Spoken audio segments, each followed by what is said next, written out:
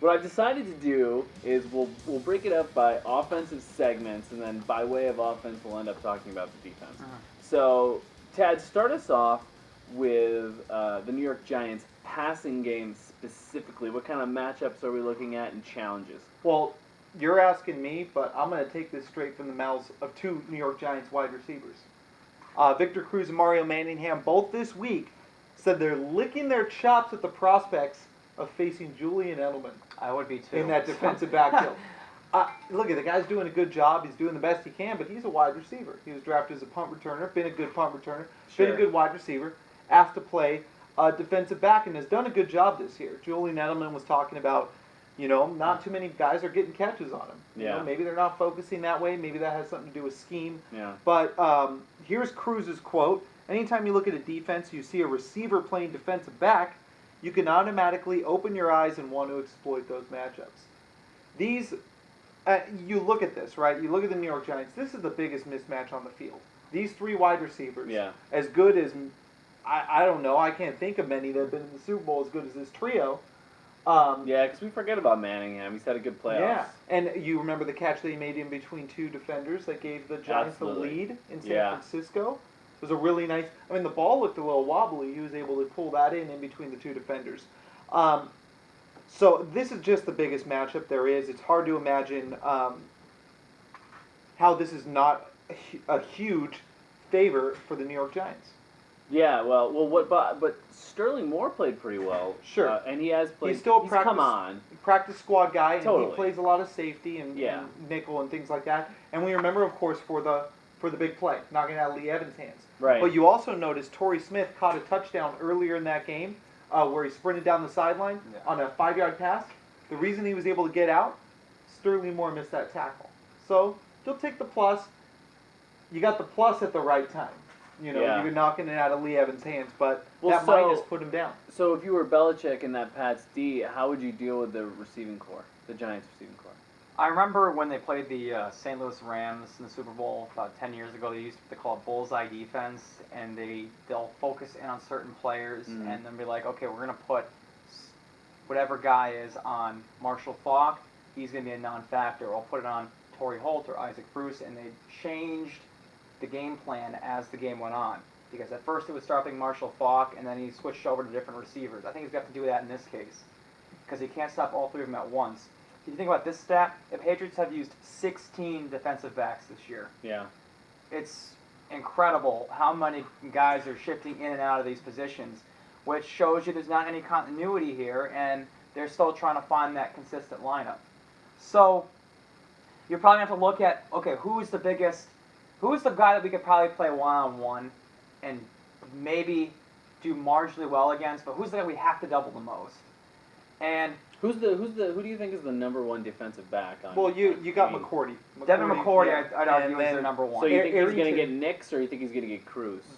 If they're playing in a man at all, they could play zone. He's bigger than Arrington. I think he'd probably be on Nix for that reason. Yeah. But Arrington had more interceptions. That means he takes more chances.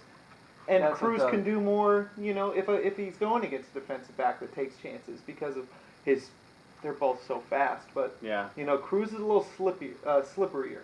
Yeah. But obviously I think you'd say that the Giants, they've got the upper hand in that match. I mean, if you'll have time to throw, then there could be major problems. By a wide margin. Okay, good. Let's talk about pass protection. The Giants had a really hard time against San Francisco in the second half last week. It was Eli got smashed. We were talking about this before the podcast. Eli just mangled. He got basically. hit 12 times and sacked 6 times. Vince Wilfork's playing his best football of the year at the perfect time. Yeah. How big of a factor is that going to be? That is the matchup right there. If you look at Patriots defense against Giants offense, the matchup to look out is center David Boss versus Vince Wilfork. If you look at last week's game against Baltimore, Vince Wilfork was the best player on the field for New England. Hands down. The way he was able to control the trenches, able to basically take on 2 blockers and still push the pile, it was amazing how they were able to curb Ray Rice's running game. And that's going to be a huge impact whether or not the Giants can establish the run. Well, Giants weren't able to be that successful against New England in Week 9, but they also didn't have Ahmad Bradshaw. So Bradshaw's a better back at taking it outside, taking it off tackle, whereas Jacobs is more north and south. So Bradshaw might be a real big weapon for the Giants in this game. And so how Tom Coughlin plans to use him and how Belichick plans to scheme against him, a real chess match on Sunday. Wilfork, of course, is the key in the run-stopping game. He actually leads the Patriots in sacks this postseason with 2.5. That's not a good thing, Yes. that your defensive tackle is leading your team in sacks. They had two guys, their two ends, had 10 sacks apiece in the regular season. That's Andre Carter going to the Pro Bowl. Mark Anderson. Not going to the Pro Bowl. Mark Anderson on the other side. Combined for 1 sack so far in the playoffs. Mark Anderson has that sack. Andre Carter has been shut out. That ain't going to get it done. Yeah. It'll get it done against Joe Flacco and Tim Tebow. And then actually almost didn't get it done against Joe Flacco. Do you think that Eli's going to get time in the pocket? Yes. Unless he starts bringing people, unless he starts bringing in a Brandon Spikes, or he starts bringing in Gerard Mayo, or even one of it, Patrick Chung, you do a lot of safety blitzes with him. I'd expect to see a lot of that in this game as well. Belichick is going to have to be creative in how he pressures the quarterback because he's not going to be able to get it with his front four. So the Patriots have 8 sacks in the postseason. Mm-hmm. 2 of them are by safeties, so you're absolutely right. The Giants only have 9, so they're coming from different levels and they're doing some things. But when you go from getting hit 12 times, sacked 6 times on the road in San Francisco, this is probably going to feel like a vacation Yes. back there. Well, yeah. Yeah. versus San Francisco's defense is the best the Giants have faced all season, and they faced them twice. Now you look at New England, who statistically is ranked 32nd. Yeah, they have been better in the postseason, but this is no way near the kind of defense that San Francisco could bring, and especially with the linebackers too, in addition to the front four.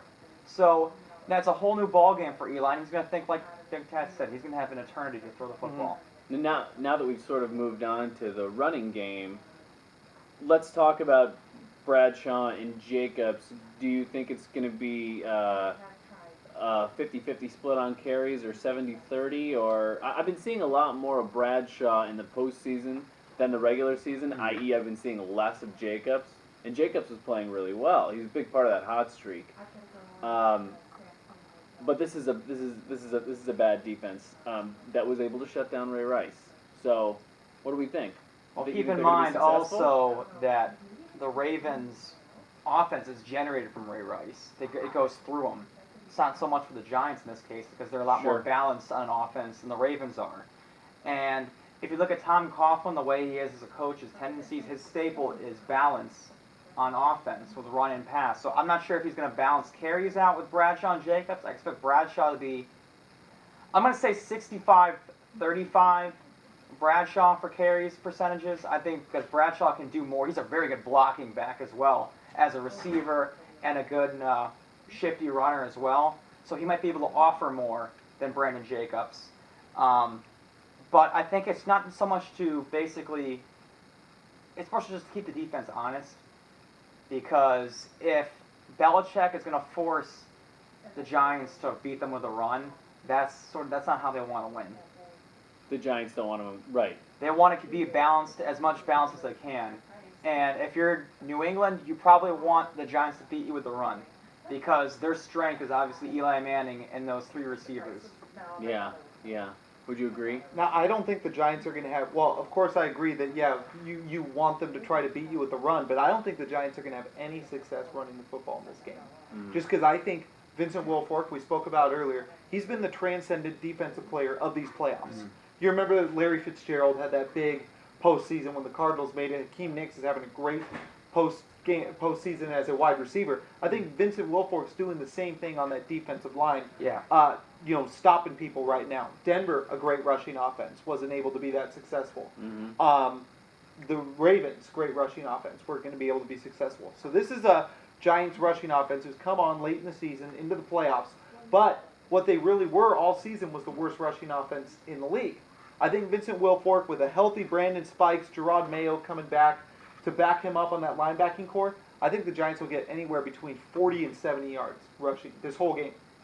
So I mean, If that the- was yeah. those numbers are skewed. Like those regular season numbers about the Giants Sure. being the worst rushing team in the Mhm. league are skewed. Bradshaw wasn't playing the whole time. Mhm. Jacobs was injured even some of the time. DJ Ware Still, was their feature back for There's a games. lot of teams that are bad at running the football in this league. Mhm. To finish last, no matter who you're missing, Sure. there's something wrong with that. Sure.